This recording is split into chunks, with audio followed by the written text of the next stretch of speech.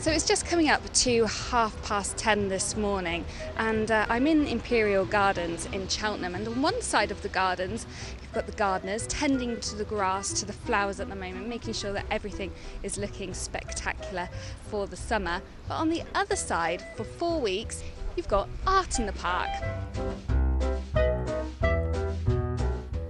I'm with Andy Lloyd, who's been an artist for around about 15-20 years, is involved with running art in the park here at Imperial Gardens in Cheltenham. Tell me about the history of art in the park, Andy.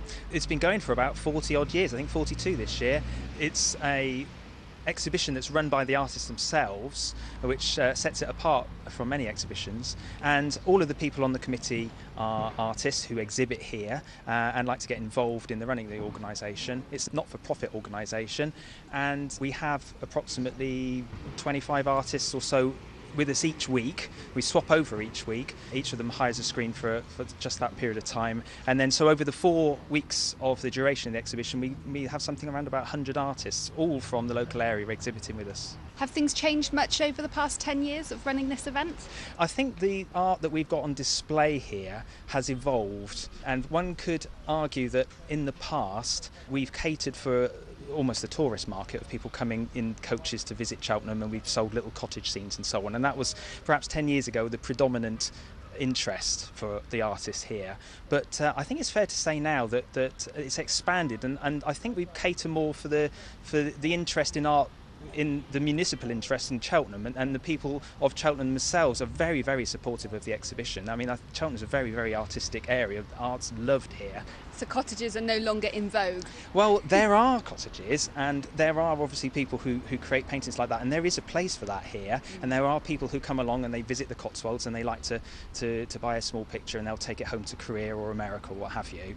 But I think generally there has been an evolution towards a more standard contemporary art exhibition. There's a picture here of the Mad Hatter's tea party with Alice approaching the table and having a rather unusual, almost horror-orientated Mad Hatter looking at her. I'm also with Jane Ware this morning. Jane's the chairman of the Art in the Park committee. The artists themselves, are they a diverse lot that's attracted to art in the park? We have a mix of everything. We've got people who've been doing it for years. I've been doing it for 35 years. I can't believe it. I remember selling my very first painting in 1975. What was it of? It was of a poppy, and I sold it for £6. I mean, I was 19 when I first sold that painting, so I've come through my life now. I've had my children, they're coming up. My daughter equally is enjoyed exhibiting here as well. Very, very wildlife, aren't they? And they remind me very much of sort of illustrations in books. You could see them. You could almost imagine the water flapping over there with the kingfisher looking over. I'm Val Durkin, and I'm exhibiting on the second screen along this week. I've sold a few so far, so I'm very happy with this. This is my second year, so I'm still learning. It's a really nice place to try sort of different things out, to see what actually the public like and what sells. The paintings, I've sold a whole load of black and white sort of coastal scenes so far, but I also enjoy painting in watercolours.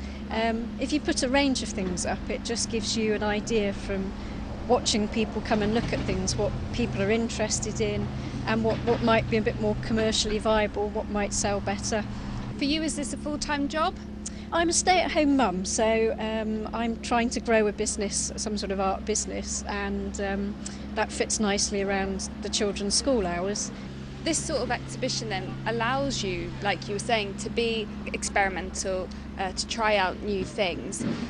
I know this is only your second year, but is it quite a daunting time to be starting a new business when actually it's also notoriously hard to make it in the art world as well? I think this is a brilliant place to start, because a lot of the galleries you need to be represented by an agent, and here you can come along. It's quite cheap to put your paintings up. As I say, that means you can try different things and see what works for you, because really, as an artist, you have to find what you enjoy painting, but that matches with what people enjoy looking at and buying. This year, from doing the pencil drawings and seeing that they sold, I was actually working on one of those in a cafe who've offered me space in their cafe to put more pencil drawings up, and that's sort of given me the confidence to do that, and then perhaps move on and take some of those pencil drawings around to galleries to see if they might like to take them. But it's a great confidence building exercise, really, I think.